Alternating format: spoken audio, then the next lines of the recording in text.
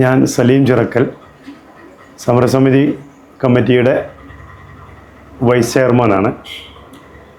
നമ്മൾ ഈ നാഷണൽ ഹൈവേയുടെ പണി നടക്കുന്നത് മൂലം ഒരു നാട് രണ്ടായി വിഭജിക്കപ്പെടുകയാണ്. ഒളവണ്ണ പഞ്ചായത്തിലെ 6, 7, 8, 9, 10 വാർഡുകൾ നടുക പിളർന്ന് 6ഉം 10ഉം വേറെയും 8, 7, 8, 9 വാർഡുകൾ വേറൊരു ഇതിലുമായിട്ട് പരസ്പരം ബന്ധമില്ലാത്ത രീതിയിൽ തന്നെയാണ് ഇപ്പോൾ നിലനിന്നു പോകുന്നത്. വെറും 900 മീറ്റർ ഉണ്ടായിരുന്ന പന്തിരാങ്കാവ് അത്താണി വരെയുള്ള ദൂരം ഈ ഹൈവേയുടെ പണി കഴിയുന്നതോടുകൂടി 5 കിലോമീറ്ററായി മാറുകയാണ്. പൂളേങ്ങര പ്രദേശത്ത് നിന്നോ അല്ലെങ്കിൽ മണക്കടവ് പ്രദേശത്ത് നിന്നോ അത്താണി വഴി പന്തിരാങ്കാവിൽ പോകണമെന്നുണ്ടെങ്കിൽ മുമ്പുണ്ടായിരുന്ന 2 കിലോമീറ്റർ, മണക്കടവ് നിന്ന് പോരുമ്പോൾ 2 കിലോമീറ്റർ ഉണ്ടായിരുന്നത് ഇനി ഹൈവേയുടെ വർക്ക് കഴിയുമ്പോൾ 7 കിലോമീറ്റർ ദൂരമായിട്ട് മാറുകയാണ്. ഒരു ആംബുലൻസ് പോകാനാണെങ്കിൽ, ഒരു എമർജൻസി ആയിട്ട് ഹോസ്പിറ്റലിൽ എത്തേണ്ട ഒരു രോഗിയെ 2 കിലോമീറ്റർ കൊണ്ട് മുമ്പ് എത്തിയിരുന്നത് ഹൈവേയുടെ വികസനം മൂലം 7 കിലോമീറ്ററിൽ കൂടുതൽ സഞ്ചരിക്കേണ്ടി വരികയും തൽഫലമായി ആ രോഗി സമയത്തിന് ഹോസ്പിറ്റലിൽ എത്താതെ ഇരിക്കുന്ന ഒരവസ്ഥ ഉണ്ടാകുകയും ചെയ്യുന്നുണ്ട്. അതുപോലെ തന്നെ സ്കൂളുകൾ, ഒരുപാട് സ്കൂളുകൾ സ്ഥിതി ചെയ്യുന്നൊരു പ്രദേശമാണ് ഈ അത്താണിയുടെ അപ്പുറത്തും ഇപ്പുറത്തുള്ള സ്ഥലങ്ങൾ. അൺഎയ്ഡഡ് സ്കൂളുകളായ ഹിദായ, ഒരുപാട് കുട്ടികൾ പഠിക്കുന്ന ഒരുപാട് അവരുടെ തന്നെ സ്കൂൾ ബസ്സുകൾ, ഒരു 6 or 7 സ്കൂൾ ബസ്സുകൾ അവർക്കുണ്ട്. തൊട്ടപ്പുറത്ത് തന്നെ കുന്നംകുളങ്ങര UP സ്കൂള്, അത് ഗവൺമെൻറ് സ്കൂളാണ്, അവരുടെ തന്നെ 1 or 2 ബസ്സുകൾ അവർക്കുണ്ട്.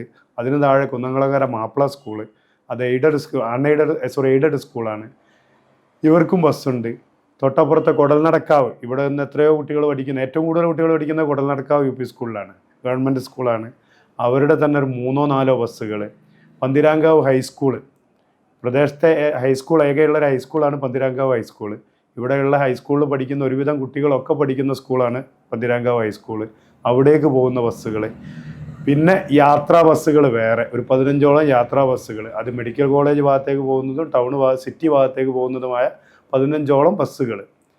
അപ്പം ഏറ്റവും കുറഞ്ഞത് ഒരു ദിവസം ഒരു 20 or 25 ബസ്സുകൾ, 25ൽ കൂടാനല്ലാണ്ട് കുറയാൻ സാധ്യതയില്ല, 25ഓളം ബസ്സുകൾ പോകുന്ന ഒരു റൂട്ടിനെ പന്തിരാങ്കാവിൽ നിന്ന് ഇങ്ങോട്ട് വരാനും ഇവിടുന്ന് അങ്ങോട്ട് പോകാനും ഉള്ള സൗകര്യം പല രീതിയിൽ മാറ്റിവരയ്ക്കപ്പെടുകയാണ്. ഹൈവേ എന്ന് പറയുന്നത് വികസനമാണ്. വികസനം വരുമ്പോൾ നാടിന് ഗുണമുണ്ടാവണം. പക്ഷേ ഈ പ്രദേശത്തെ സംബന്ധിച്ചോളം ഹൈവേ വികസനം വന്നതോടുകൂടി നാടിന് ഉണ്ടായിരുന്ന സൗകര്യങ്ങൾ തന്നെ നഷ്ടപ്പെടുകയും അത് നാട്ടിനും നാട്ടുകാർക്കും വലിയൊരു സാമ്പത്തിക ബാധ്യത വരുത്തി വയ്ക്കുകയും സമയനഷ്ടം വരുത്തി വയ്ക്കുകയും ചെയ്യുന്നൊരവസ്ഥയിലേക്കാണ് പോയിക്കൊണ്ടിരിക്കുന്നത്. ഒരു സാധനം വാങ്ങാൻ, ഒരു വിരുന്നുകാർ വന്നാൽ ഒരു ഇറച്ചി വാങ്ങണമെന്നുണ്ടെങ്കിൽ, അല്ലെങ്കിൽ ഒരു ബേക്കറി സാധനം വാങ്ങണമെന്നുണ്ടെങ്കിൽ ഈ പ്രദേശത്തുള്ള ആളുകൾ ആ സമയം കൊണ്ട് എത്തിപ്പെടുന്ന ഒരു സ്ഥലമായിരുന്നു പന്തിരാങ്കാവ് അങ്ങാടി. 1 കിലോമീറ്ററിനുള്ളിലുണ്ടായിരുന്ന അങ്ങാടിയാണ് ഇന്ന് 5 കിലോമീറ്ററോളം പോകേണ്ട ദൂരത്തിന് ഇത്തരം ആവശ്യങ്ങൾക്കോ പന്തിരാങ്കാവ് അങ്ങാടിയെ ആശ്രയിക്കാൻ കഴിയാതെ വരുന്നൊരവസ്ഥ ഉണ്ട്. അതേപോലെ തന്നെ ഏതൊരു നാടിൻ്റെയും അടിസ്ഥാന വികസനത്തിൽ പരമപ്രധാനമാണ് ആശുപത്രികൾ. ഇവിടെ മുമ്പ് ആളുകൾ ഇവിടുന്ന് എത്രയോ രോഗികൾ, പാവപ്പെട്ടവർ ഏറ്റവും കൂടുതലുള്ളൊരു സ്ഥലമാണ് പുളയങ്ങര, മുതലത്തറ, മണക്കടവ് പ്രദേശങ്ങൾ. എല്ലാം സാധാരണക്കാർ തിങ്ങിപ്പാർക്കുന്നൊരു പ്രദേശം. ഇത്തരം ഒരു പ്രദേശത്തുള്ള ആളുകൾ ഏറ്റവും കൂടുതൽ ആശ്രയിച്ചുകൊണ്ടിരുന്നതായിരുന്നു ഒളവണ്ണ ഹെൽത്ത് സെൻറ്റർ.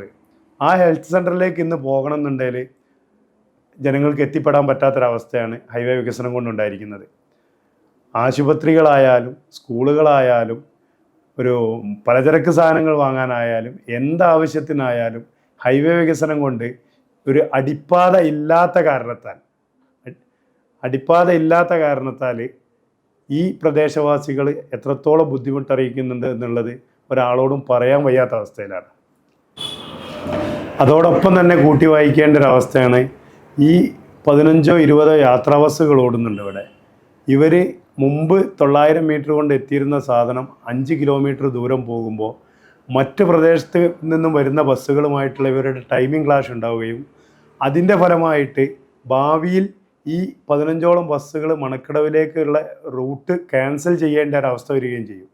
ഞങ്ങൾ ഈ ബസ് ഓണേഴ്സുമായിട്ട് സംസാരിച്ചിരുന്നു. അവരടുത്ത് നിന്ന് കിട്ടിയ അറിയിപ്പുകൾ ഇതൊക്കെ തന്നെയാണ്.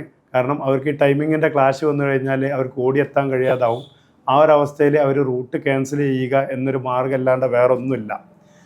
അപ്പോൾ സ്വാഭാവികമായിട്ടും സമാന്തരമായിട്ട് ആശ്രയിക്കുന്ന ഒരു വിഭാഗമാണ് ഓട്ടോറിക്ഷകളെ. ഈ ഓട്ടോറിക്ഷകൾ മുമ്പുണ്ടായിരുന്ന പൂളേങ്ങര അങ്ങാടിയിലേക്ക് 30 രൂപ ഉണ്ടായിരുന്ന ഓട്ടോറിക്ഷ ഇപ്പോൾ നിലവിൽ 45-50 വാങ്ങി തുടങ്ങി.